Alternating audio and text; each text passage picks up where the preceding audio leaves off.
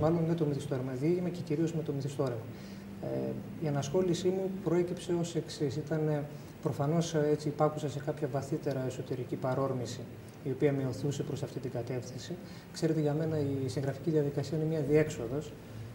Είναι ένας τρόπος για να έτσι, αποσυμπιέζω, ας μου επιτραπεί η έκφραση, της πιέσης που αναπτύσσονται κατά καιρού στην ψυχή μου από διάφορα πράγματα τα οποία με προβληματίζουν, με κάνουν αγωνιό, με φοβίζουν, αν θέλετε, με εξοργίζουν. Ανακάλυψα λοιπόν αυτόν τον τρόπο να εκφράζω αυτά μου τα συναισθήματα. Είναι χαρακτηριστικό, νομίζω ότι έχει σημασία να σας αναφέρω ότι μέχρι μια ηλικία ας πούμε, των 24-25 ετών, η ενασχόλησή μου με την λογοτεχνία ως αναγνώστη πια ήταν επιδερμική, επιφανειακή, σχεδόν ανύπαρκτη. Στοιχειώδης, ας πούμε, πέραν της ενασχόλησης στο σχολείο με την ηλικία λογοτεχνία κτλ. Δεν ασχολούμουν ιδιαίτερως. Σε αυτή την ηλικία των 24-25 περίπου έπεσε στα χέρια μου ένα μυθιστόρημα του Νίκου του Θέμελη, η Ανατροπή. Ναι. Το οποίο πραγματικά λάτρεψα. Τριλογία. Ακριβώς. Ξεκίνησα με την Ανατροπή λοιπόν εγώ και αυτό ήταν όντως και μια ανατροπή στην μετέπειτα πορεία μου και τον τρόπο που αντιμετώπιζα έτσι την λογοτεχνική δημιουργία και διαδικασία γενικότερα. Από τότε άρχισα λοιπόν να διαβάζω μανιωδώς και τότε ανακάλυψα ότι νιώθω και αυτή την ανάγκη να εκφράζω αυτά τα συναισθήματά μου πάνω στο χαρτί. Ποίηση δεν νομίζω. Η ποίηση γενικά δεν με αφορά από πλευράς δημιουργίας για το εξής απλό σκεπτικό. Έκανα μια προσπάθεια να γράψω ποίηση. Ξέρετε, επειδή ο λόγος είναι εν μέρει ποιητικός σε κάποια σημεία του βιβλίου. Υπάρχει, έχετε δίκιο. Απλά ξέρετε, στην ηλικία των 24-25 ετών, όπως σας είπα, η πρώτη μου προσπάθεια να δημιουργήσω λογοτεχνία, κάτι τέλος πάντων να παράξω σε αυτό το είδος, ήταν να δημιουργήσω ποίηση. Και επειδή ποτέ δεν φαντάστηκα τον εαυτό μου ως έναν έτσι, επαναστάτη, ριζοσπάστη κτλ. Για ευνόητους λόγους, ένα παιδί της ιδιοσυγκρασίας μου στα 24 χρόνια θα καταπιανόταν με την ερωτική ποίηση. Απλά έκανα το λάθος εντός εισαγωγικών και το λέω χαριτολογώντας αυτό, να διαβάσω πάρα πολύ τον Ελίτη, τον οποίο λάτρεψα. Και αυτός ο απίστευτος λυρισμός τον οποίο δημιουργεί αυτός ο άνθρωπος μέσα από τα δημιουργήματά του, τα ποιητικά του κείμενα, με καθήλωσε και αποφάσισα να μην ασχοληθώ εγώ έτσι περαιτέρω με την ποίηση, γιατί θεωρούσα ότι η ποίηση είναι αυτό, το οποίο εγώ δεν θέλω να θίξω, δεν θέλω να αγγίξω, δεν θέλω να πειράξω. Όσον αφορά αυτό το ύφος τώρα που είπατε, αυτή την ποιητική χρειά που δίνω στο πεζογράφημα. Ναι, σε κάποια σημεία υπάρχει σε έντονο βαθμό. Υπάρχει, ναι. Κυρίως εκεί όπου προσπαθώ να εκφράσω συναισθήματα και να μεταφέρω κάποιες εικόνες. Διότι, όπως αντιλαμβάνεσαι, δεν μπορεί να γίνει σε ένα πεζογράφημα, δεν μπορεί να είναι το ύφος αυτό. Σαφώς. Σταθερό, όχι, θα ήταν και επιτηδευμένο αυτό το φυσικά. πράγμα. Άλλωστε, το οποίο ναι, δεν θα ήταν ωραίο το αποτέλεσμα. Ακριβώς. Ασυναίσθητα μου βγαίνει αυτό το μπόλιασμα του πεζογραφήματος με το ποιητικό λόγο. Ξέρετε, θα αναφερθώ και πάλι στον Ελίτη, γιατί πραγματικά τον λατρεύω. Είχα παρακολουθήσει μια συνέντευξη κάποτε, ο Ελίτης μιλούσε για την μουσικότητα, την περίφημη μουσικότητα των λέξεων. Ξέρετε, κυρία Μαρονίτου, οι λέξεις, και συμφωνώ απόλυτα σε αυτό, έχουν ψυχή. Οι λέξεις είναι ευέλη, τα οποία στοχεύουν την ψυχή, την καρδιά και το μυαλό του ανθρώπου, προκειμένου να γεννήσουν, να δημιουργήσουν συναισθήματα, εικόνες, να φέρουν στην ψυχή του ανθρώπου μνήμες, αγγίγματα, μυρωδιές αν θέλετε. Για μένα έχει τεράστια σημασία το αν θα τοποθετήσω μία λέξη, ένα ρήμα ή οτιδήποτε πριν ή μετά από κάποια άλλη λέξη. Καμιά φορά παίζω και με τον τονισμό των λέξεων. Δηλαδή υπάρχουν φορές που επιλέγω σκοπίμως να τονίσω κάποια λέξη σε μία συλλαβή που αυτό δεν είναι απόλυτα ορθόδοξο έτσι, από πλευρά συντακτικού. Ωστόσο δίνει θαρώ μία έτσι, ένταση στο λογοτεχνικό ύφος και στο λόγο το λογοτεχνικό. Η Αλμύρα που μίσησα. Ένας τίτλος που χτυπάει. Που θες να δεις τι είναι αυτό. Θα μου επιτρέψει να διαβάσω λίγα λόγια εδώ που είναι στο πιστόφυλλο, τα οποία έτσι να μας βάλουν μέσα στο κλίμα αυτής της εκπομπής και στο κλίμα του συγκεκριμένου βιβλίου. Έτσι. Στα χρόνια της ήδη συντελεστής εις εδώ και καιρούς επανάστασης του εγώ, μια ομάδα ετερόκλητων μεταξύ τους ανθρώπων και χαρακτήρων βρέθηκε οδηγημένη από δικές της αποφάσεις ή αποφάσεις άλλων να διάγει την καθημερινότητά της σε ένα μικρό νησί του Βορείου Αιγαίου. Μέσα στο γενικότερο προβληματισμό για το εάν οι αποφάσεις του κάθε ανθρώπου είναι πράγματι δικές του και αν ο ανθρώπινος χαρακτήρας μπορεί να αλλάξει εξαιτίας κάποιου γεγονότος ή πάθους, ή αν απλά αυτό που φαντάζει ως αλλαγή δεν είναι τίποτα άλλο παρά μια εξέλιξη προς εκείνο που ήταν να γίνει, στείνεται το σκηνικό των συγκρούσεων χαρακτήρων, παθών και συναισθημάτων, με απότερο πάντοτε στόχο την κατάκτηση της ευτυχίας, μιας ευτυχίας με διαφορετικό νόημα και περιεχόμενο για καθέναν. Δεν θέλω να το διαβάσω όλο. Αφήνω έτσι στους τηλεθεατές να ψάξουν το βιβλίο και να διαβάσουν το υπόλοιπο μόνοι τους.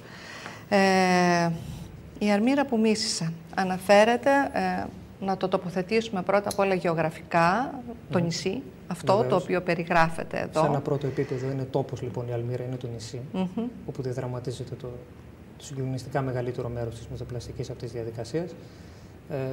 Υπάρχει, πέραν αυτού όμως, η Αλμύρα είναι και ένα συναίσθημα, ένα έτσι υγρό, πνιγερό, μελαγχολικό συναίσθημα, το οποίο εμένα προσωπικά μου αρέσει να το παρομοιάζω, ας πούμε, κάτι σαν την μυρωδιά του νοτισμένου φθινοπορεινού χώματος. Το βιβλίο αυτό είναι έντονα βιωματικό, κυρία Μαρουνίτου. Οπωσδήποτε δεν είναι αυτοβιογραφικό. Θεωρώ ότι ελαχίστων ανθρώπων οι ζωές αφορούν τους άλλους ανθρώπους. Οπωσδήποτε δεν συγκαταλέγω τον εαυτό μου ανάμεσα σε εκείνους. Ωστόσο, ο αναγνώστης μπορεί πραγματικά να βρει μέσα στις σελίδες αυτού του βιβλίου απόλυτα πραγματικά συναισθήματα, δικά μου συναισθήματα, κομμάτια της δικής μου της ψυχής.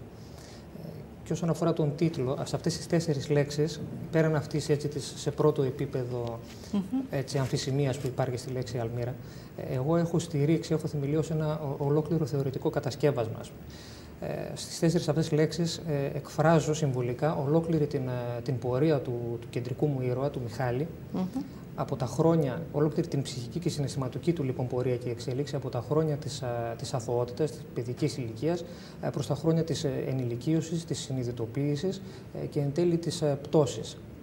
Ο οποίος ζει στο νησί και μετά από 22 χρόνια, αφού ζει στην πρωτεύουσα της Ελλάδας, στην Αθήνα, αποφασίζει να επιστρέψει στη Θάσο. Αποφασίζει να επιστρέψει στη Θάσο, ή καλύτερα δεν αποφασίζει. Δεν εξαρτάται από την βούληση του ακριβώς. Υπάρχουν κάποιοι παράγοντες που τον υποχρεώνουν να επιστρέψει, μόνο ότι εκείνος δεν θα το ήθελε καθόλου. Λοιπόν, σε αυτό το θεωρητικό κατασκεύασμα στο οποίο αναφερόμουν όσον αφορά την λέξη Αλμύρα, υπάρχει και μια δεύτερη αμφισημία στη λέξη Αλμύρα, η οποία έτσι σχηματικά αποτυπώνεται στο εξής. Η Αλμύρα, στη λέξη Αλμύρα για μένα υπάρχουν 2 αντιφατικές δυνάμεις, ένας διπολισμός. Η Αλμύρα συμβολίζει για μένα και το καλό, το αγαθό συμβολίζει και το κακό. Ας πούμε, η Αλμύρα είναι γεύση, είναι η νοστιμιά, επομένως είναι η ομορφιά, άρα είναι το καλό, το αγαθό.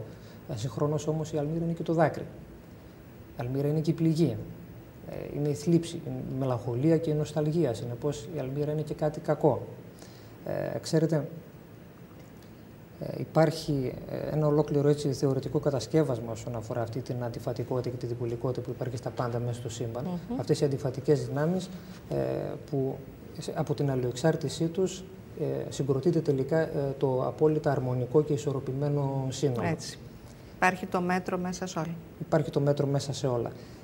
Και ας πούμε, δείτε για παράδειγμα την αρχαία ελληνική μυθολογία.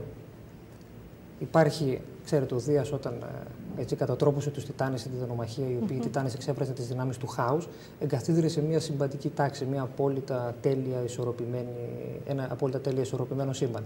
Δίπλα όμως σε αυτή την αρμονία υπάρχει και ο Θεός Διόνυσος, ο οποίος τι συμβολίζει? Συμβολίζει το τυχαίο, συμβολίζει την αταξία, αλλά είναι οπωσδήποτε απαραίτητη και η δική του παρουσία μέσα στον κόσμο. Και το τυχαίο και το χαοτικό χρειάζεται εν μέρη. Αν αναγάγουμε τώρα αυτή την σκέψη... Και το διονυσιακό στοιχείο γενικά, με όλες τις κρεπάλες και με όλα τα υπόλοιπα. Υπάρχει το Απολλώνιο κάλος, υπάρχει βεβαίως όμως και η ανάγκη, η διονυσιακή διαδικασία, ας πούμε, η χαοτική, η τυχαία, η άτακτη. Έτσι, σε επίπεδο, αυτή η σκέψη μεταφέρθηκε στη συνέχεια και σε επίπεδο της αρχαίας ελληνικής φιλοσοφίας. Υπήρχαν μεγάλοι φιλόσοφοι, όπως ο Ηράκλειτος, ο Αναξίμαντρος, οι οποίοι μιλούσαν για αυτή πάλι των αντιθέτων, ότι τα πάντα συγκροτούνται από αντιφατικές μεταξύ τους δυνάμεις, οι οποίες βρίσκονται σε διαρκή αγώνα η μία έναντι της άλλης. Τα φανταρί. Ακριβώς, αλλά προσέξτε, όχι με στόχο την απόλυτη και οριστική επικράτηση του ενός αντιθέτου επί του άλλου, αλλά κατά τρόπο ώστε να εξασφαλίζεται η αλληλοδιαδοχή στην επικράτηση αυτή. Για να ισορροπεί το σύμπαν. Ακριβώς, να υπάρχει αυτή η ισορροπία και η αρμονία. Αν μεταφέρουμε τώρα όλο αυτό το θεωρητικό κατασκεύασμα στην παρούσα μυθοπλασία, στην ψυχική και συναισθηματική πορεία του κεντρικού μου ήρωα, διαπιστώνουμε ότι ο Μιχάλης, ο οποίος στην παιδική του ηλικία ήταν ένας άνθρωπος, αυτό που λέμε ένας καλός άνθρωπος, ένας άνθρωπος στον οποίο η ομορφιά και η καλοσύνη του κόσμου έφερνε στα μάτια του δάκρυα. Ένα όμορφο τοπίο, ας πούμε, τον έκανε να δακρύζει από καλοσύνη. Ρομαντικός, ναι, τρυφερός, ναι. Ακριβώς. Στη συνέχεια, εξαιτίας κάποιων βιωμάτων του κτλ., θα ασπαστεί την νητσεϊκή φιλοσοφία, θα λατρέψει τον υπεράνθρωπο, όπως έλεγε ο Νίτσε, και θα μεταστραφεί πλήρως η συναισθηματική του στάση απέναντι στον κόσμο, απέναντι στους ανθρώπους, απέναντι στους γύρω του. Άρα θα επικρατήσει κάποια στιγμή το απόλυτο κακό, θα εξαφανίσει την αντιθετική του δύναμη, το καλό, και εν τέλει αυτό θα έχει ως αποτέλεσμα την πτώση του ήρωα, τη συνειδητοποίηση, της απόλυτης αδυναμίας του ανθρώπου, που είναι η μοναξιά. Και αυτό θα γεννήσει στην ψυχή του το μυαρό συναίσθημα του μίσους. Εξού λοιπόν και αυτές οι 4 λέξεις που συγκροτούν όλη αυτή την. Αλωτριώνεται ο Μιχάλης μέσα από όλα αυτά που περνάει. Μεταλλάσσεται. Μεταλλάσσεται. Αυτή είναι η λέξη. Ναι. Υπάρχουν όμως και πραγματικά στοιχεία μέσα στο βιβλίο αυτό. Το μόνο πραγματικό από πλευράς γεγονότων είναι αυτή η παράνομη αρχαιολογική ανασκαφή, η οποία έγινε στην περιοχή, γνωρίζετε από τη Θάση, στην περιοχή του Καζαβητίου, του Άνω Πρίνου. Αυτό πράγματι είναι γεγονός. Είχε γίνει μια τέτοια παράνομη αρχαιολογική ανασκαφή πριν από κάποια χρόνια. Εγώ αυτό το πληροφορήθηκα από κάποιες δημοσιεύσεις σε περιοδικά. Είχε προβληθεί και κάποια σχετική τηλεοπτική εκπομπή, κάποια τηλεοπτική εκπομπή που είχε ως θέμα. Αυτό εγώ το χρησιμοποιώ ως φόντο για να περιστρέψω γύρω από αυτό την μυθοπλασία μου.